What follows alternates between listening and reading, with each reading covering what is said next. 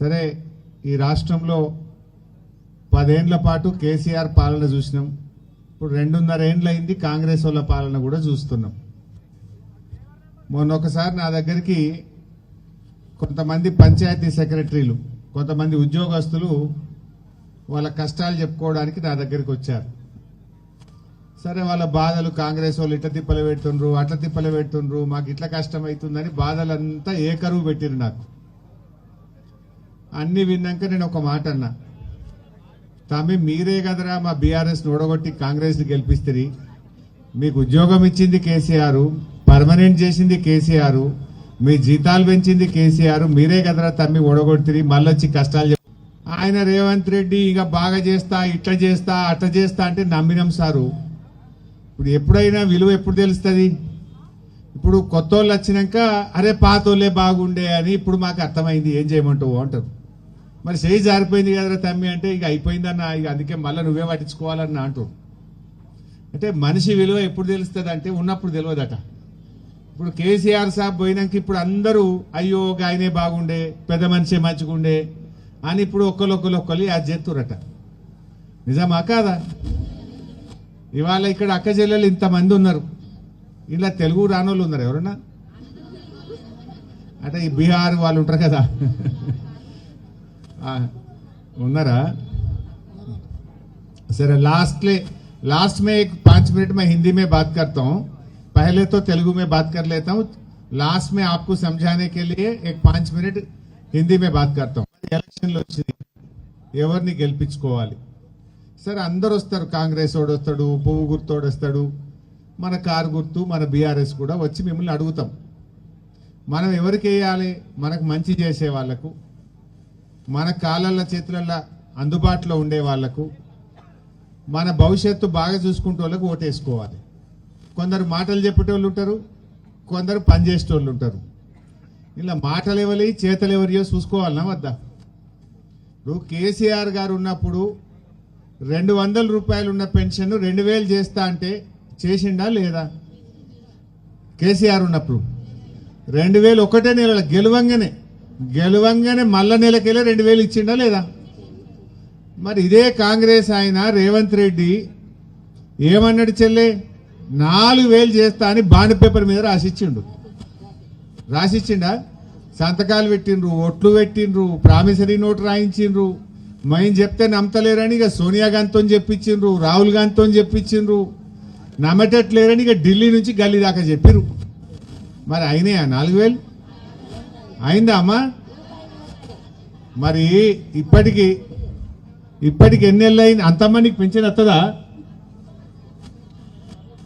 కూర్చొని లేపక కానీ మీ ఆయనకు వస్తుంది.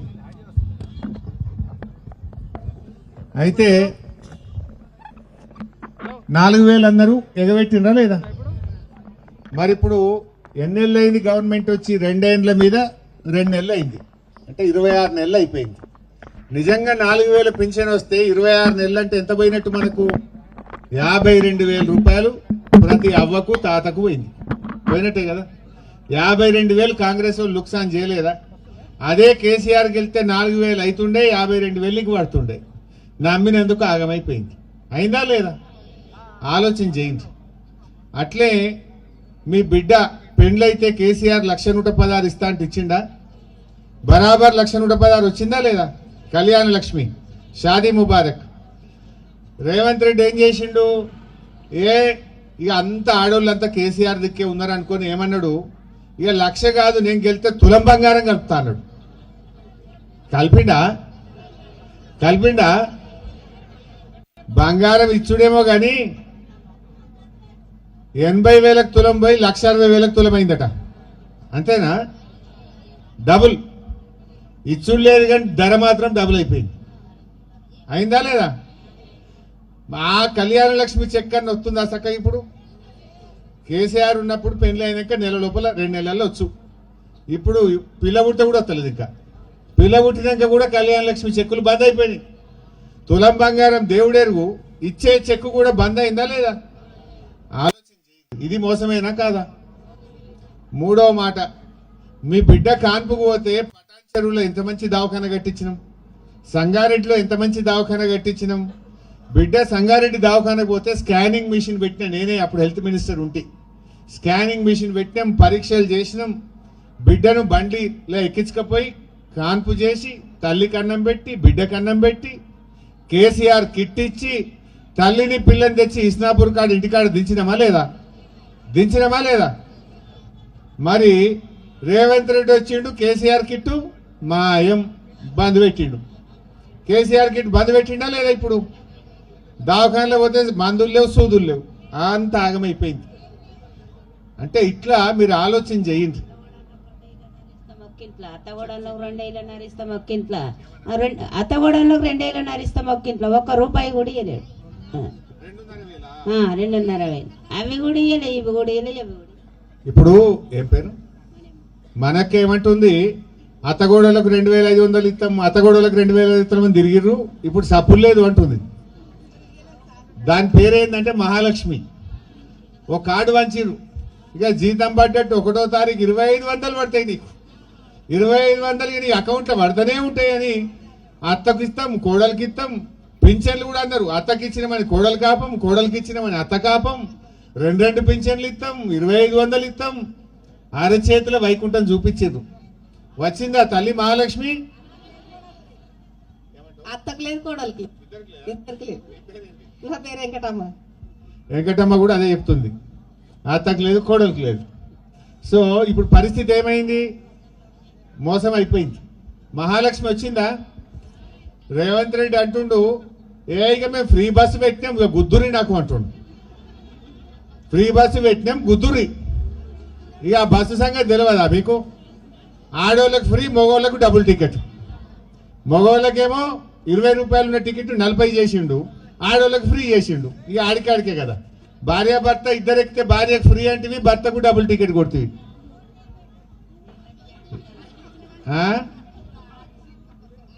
అయితే అసలు మహాలక్ష్మి ఎగ్గొట్టిండు. నెలకు 2,500 మీకు వస్తే ఈ 26 నెలలకు ఎంత రావాలి? 65,000 రూపాయలు రావాలి. ఇప్పుడు వస్తారట ఇస్నాపూర్లో కాంగ్రెస్ వాళ్ళు. రేవంత్ రెడ్డి కట్టలు పంపిండట్టుగా ఓటుకు 5,000 ఇస్తారట. 5 తీసుకో బిడ్డ, ఇంకా 60 అయిపోరాను. ఇప్పుడు మహాలక్ష్మి ఇస్తే 65,000 రావాలి. ఇప్పుడు ఓటుకు 5,000 ఇవ్వగానే 60,000 మాఫ్ అయితే తెలంగాణ. జరాగు మనక్క, జరాగు కొద్ది ఆగు మనక్క. నేనక నువ్వు మాట్లాడు ఆగు. అయితే ఇప్పుడు 60 మహాలక్ష్మి ఇస్తే అప్పుడు ఏం చెప్పిండ్రు? డిసెంబర్లో ఇందిరమ్మ రాజ్యం వస్తుంది, ఇక నీ మన్మడొచ్చి నీ కాళ్ళు ఒత్తుతాడు, నీకు 2,500 వేస్తా జీతం పడ్డట్టు అన్నాడు. పడ్డాయా మరి? ఎన్ని డిసెంబర్లు వాయ? ఇప్పటికి 3వ 4వ డిసెంబర్లు వాయ. అయిందా పని? అందువల్ల కాంగ్రెస్ వాళ్ళు వచ్చి ఇప్పుడు పైసలు ఇస్తే మోసపోవద్దు. మనం మన కారు గుర్తు కోటేయాలి. ఎందుకు ఈ మాట అంటున్నా అంటే, రేవంత్ రెడ్డి ఏమనుకుంటాడు? మహాలక్ష్మి ఎగ్గొట్టినా, 4,000 పింఛన్ ఎగ్గొట్టినా, బతుకమ్మ చీరలు బంద్ పెట్టినా, కేసీఆర్ కిట్టు బంద్ పెట్టినా, నల్ల నీళ్లు రోజొచ్చేది తీసేసి 10 రోజులకి ఇచ్చినా నాకే గుద్దిర్రు ఇస్నాపూర్లో అన్నాడు. రేపు నేను అసెంబ్లీలో గట్టిగా అడుగుతున్నా ఈ మధ్యలో, మీరు ఎప్పుడైనా చూసిండో లేదో, మేము అసెంబ్లీలో గట్టిగా ఏమన్నాం? అరే అవ్వాతాతలు 4,000 పింఛన్ ఎప్పుడు ఇస్తావా? నువ్వు జనవరిలో ఇస్తాను, అవ్వాతాతల్ని మోసం చేసినావు, వాళ్ళ ఉసూరు తగులుతుంది రేవంత్ రెడ్డి అని నేను అడిగిన. అడిగితే నెలకిస్తా అని చెప్పు, 6 నెలలకి ఇస్తా అని చెప్పు. ఏమంటాడు? నీ లాగులో తొండలు జొరగొడతా. గీదా ఒక ముఖ్యమంత్రి మాట్లాడే భాష? బిడ్డ మేము 200, 2,000 ఇస్తా అంటే భర్త ఇచ్చినాం, నువ్వు 4,000 ఇస్తా అని ఓట్లు వేయించుకొని గడ్డ మీద కూర్చొని ఎప్పుడు ఇస్తావురా నాయన అంటే నీ పేగులు తీసుకొని మెడలు వేసుకుంటా, నీ కండ్ల గుడ్లు ఉడవీకి గోటీలు ఆడతా, నీ లాగులో తొండలు జొర్ర కొడతా. గీదా ఒక ముఖ్యమంత్రి మాట్లాడు? గిది భాష మంచిదా అమ్మ? కేసీఆర్ను పట్టుకొని, పెద్ద మనిషిని పట్టుకొని, నీకంటే 20 ఏళ్ళ పెద్దోడు, సావు నోట్ల తలబెట్టి తెలంగాణ తెచ్చినోడు, ఇంత తెలంగాణను తెల్లబడగొట్టిండు. ఇప్పుడు గంతేందుకు నేను ఒక్కటి యాద్ చేస్తా మీకు. మీరంతా ఇస్నాపూర్లో పాపం పొద్దుగా లేస్తే కష్టం చేసుకుంటోళ్ళు, నోటికి చేతికి అన్నట్టు ఆ ఫ్యాక్టరీలలో పనిచేసి, మీ భర్తలు పనిచేసో మీరు పనిచేసో 2 చేతులు ఆడితేనే ఇంత సంసారం నడిచే ఇండ్లు మీ అందరి కూడా పేదోళ్ళు మీరంతా. కేసీఆర్ తెలంగాణ దేక ముందు ఇదే ఇస్నాపూర్లో కరెంట్ ఎట్లుంటుండే? కరెంట్ ఎంత గోసుండే కాంగ్రెస్ గవర్నమెంట్లా. అప్పుడు ఫ్యాక్టరీలల్లా వారానికి 2 రోజులు ఫ్యాక్టరీలు బంద్ ఉంటుండే కరెంట్ లేక. కాంగ్రెస్ ఉన్నప్పుడు పవర్ హాలిడే అందురు. వారానికి 2 రోజులు ఫ్యాక్టరీలు నడవకపోతే ఓటీలు బంద్. వారంకు 2 రోజులు కరెంట్ ఉండక మీ భర్తలు ఫ్యాక్టరీలలో పని లేక ఇంటికాడ ఉందరు, జీతం తక్కువ వచ్చు. కేసీఆర్ వచ్చినాక 24 గంటల కరెంట్ ఇచ్చింది. ఓటీలు దొరికినాయి, చేతి నిండా పని దొరికింది, వారం రోజులు ఫ్యాక్టరీలు నడిచినాయి. కరెంటు బాధ లేకుండా చేసిండా లేదా కేసీఆర్? మళ్ళా కాంగ్రెస్ వచ్చింది, మళ్ళా కరెంటు బాధలు మోపోయింది. మళ్ళీ వచ్చింది, మళ్ళీ కరెంటు బాధలు మోపోయింది.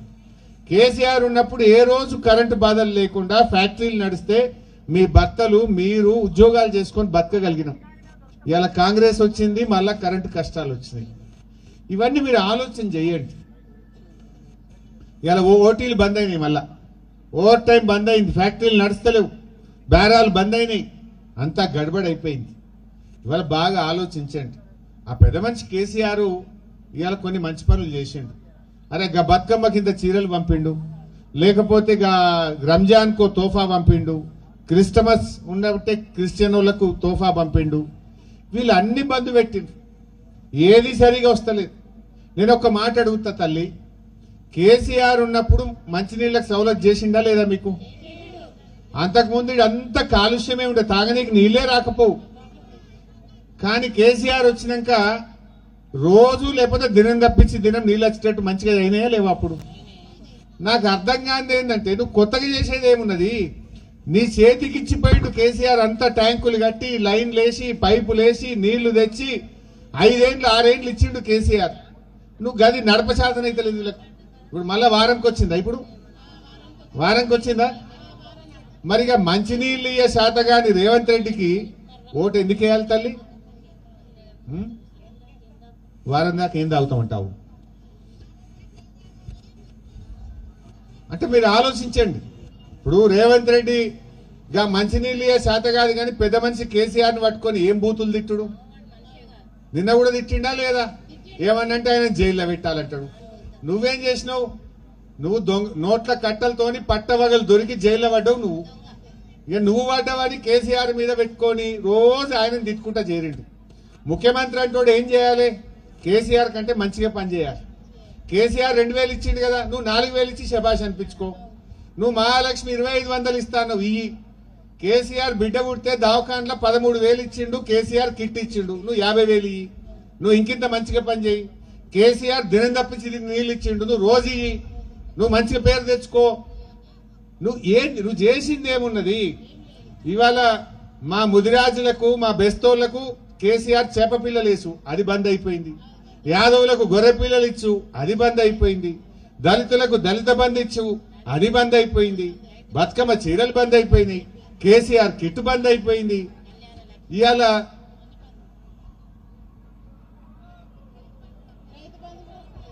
అమ్మకట మైకి ఏం పేరు ఏమో అంటుంది, నాకు వినబడతలేదు. హలో, ఏం పేరు? నీ పేరు చెప్పు. విజయ. విజయ. ఏం విజయ? సార్ అందరికి నమస్కారాలు. ఇప్పుడు అందరికి గ్రూపులు ఉన్న వాళ్ళకి చీరలు, మరి మిగతాళ్ళు ఓటు వేయలేరా నీకు? మిగతాళ్ళం కూడా ఓటేస్తే గెలిచినావు కదా. మరి జెంట్స్ కు బస్సు పైసలు పెట్టారు, మరి జెంట్స్ ఓటు వేయలేరా? జెంట్స్ కూడా ఓటు వేసారు కదా.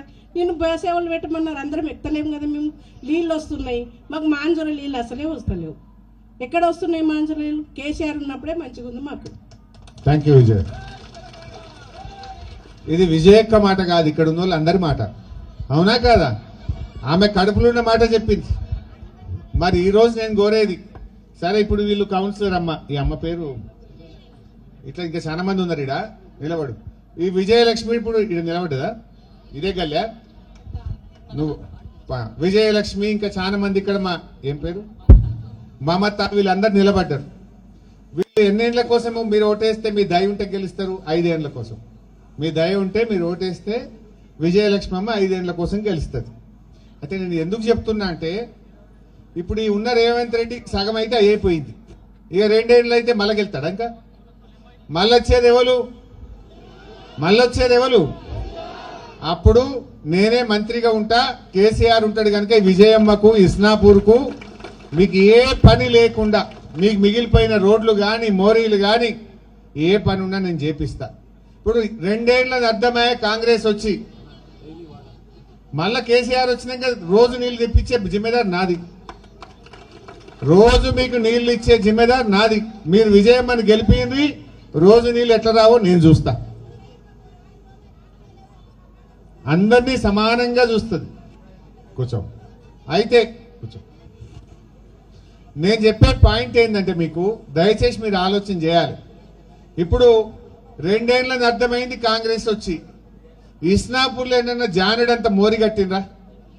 ఇంత ఒక గజమంతా సీసీ రోడ్డు పోసిండ్రా? ఎవలాపిండ్రు నిన్ను 2.5 సంవత్సరాల నుంచి? ఇప్పుడు కేసీఆర్ ఉన్నప్పుడు గా కర్దనూరు ఆ రోడ్డు కలపాలి, ఇదంతా దుమ్ములేస్తుంది, మాకు పొల్యూషన్ వస్తుంది అంటే అప్పుడు మా మైపాలన్న ఎమ్మెల్యే గారు చెప్తే గా రోడ్డు కలిపినా లేదా? నేను అటు సైడు పాషమైలారంకి రోడ్డు కలిపినాక సౌలత అయిందా లేదా? ఆ రోజు మీరు అందరు చెప్తే చేసినాం.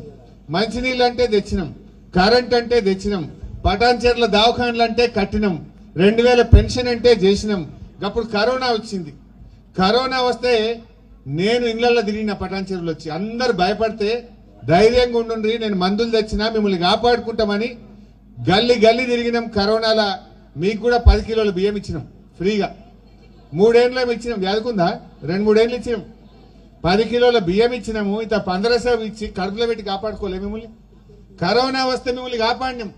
స్పెషల్ టీములు పెట్టి ఇండ్ల చుట్టూ తిప్పి ధైర్యం చెప్పి కడుపులో పెట్టుకొని కాపాడుకున్నాం. కరోనాలో కాపాడినాం. ఏదొచ్చినా మీకు మీ ఇంట్లో ఒక మనిషిలాగా ఒక ధైర్యం ఇచ్చినాం. దవాఖాన పోతే మా కేసీఆర్ అన్న ఉన్నాడు అనే ఒక ధైర్యం ఇచ్చినాం.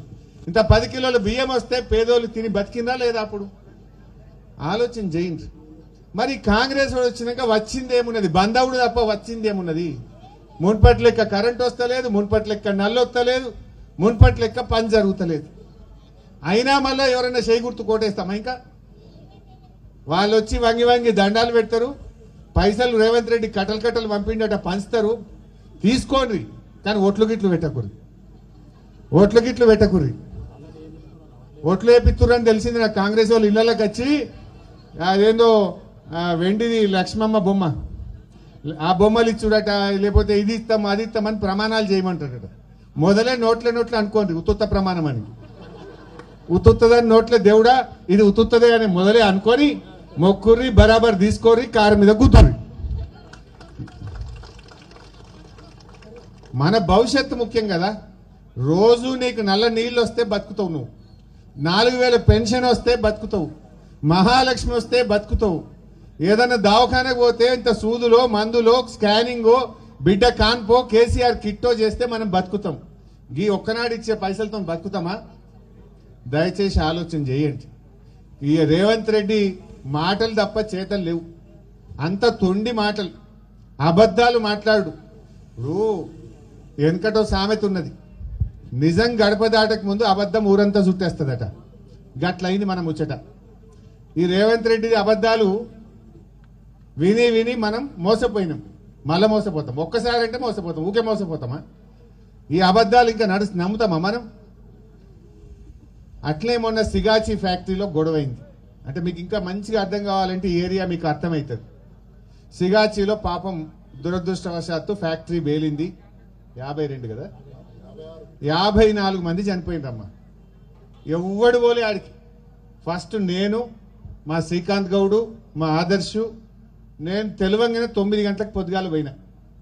ఇద్దరే చచ్చిపోయినారు, ముగ్గురే చచ్చిపోయింది అనుకుంటా అబద్ధాలు చెప్పుడు పెట్టిండ్రు. నన్ను లోపలికి పోనీయాలి ఫ్యాక్టరీలకు.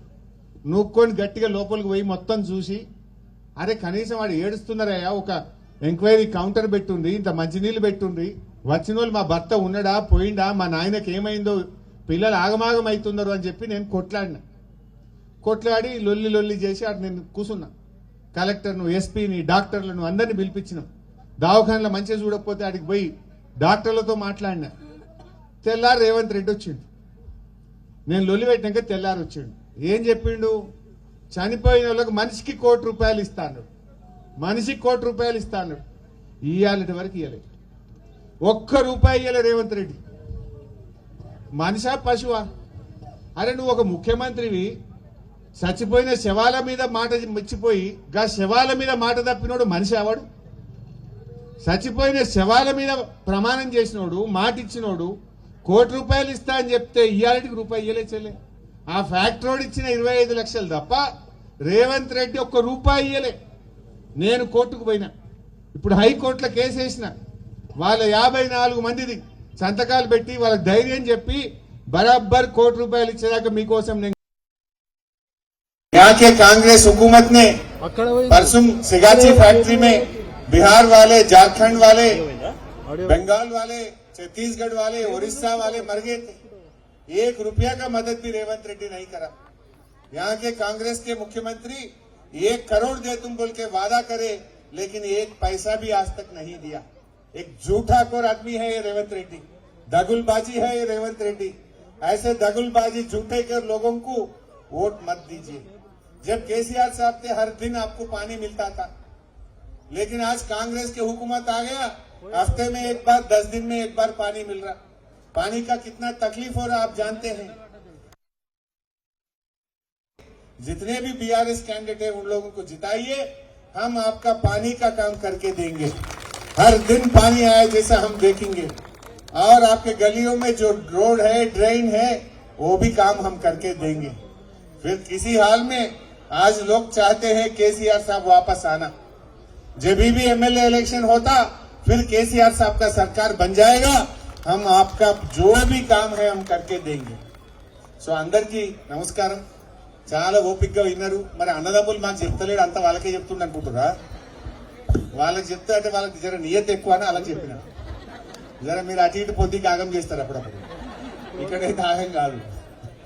సో మీరు కూడా బాగా ఆలోచన చేయండి. మీ భవిష్యత్తు కూడా మంచిగా ఉండాలంటే, మనందరం బాగుండాలంటే మళ్ళీ కారు గుర్తు గెలవాలి, బీఆర్ఎస్ పార్టీ గెలవాలి.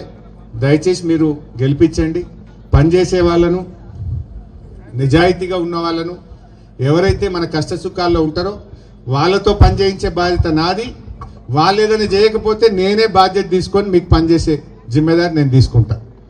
ముఖ్యంగా అడ్ల యాదగిరి గారు బీఆర్ఎస్ తరఫున పోటీ చేస్తున్నారు.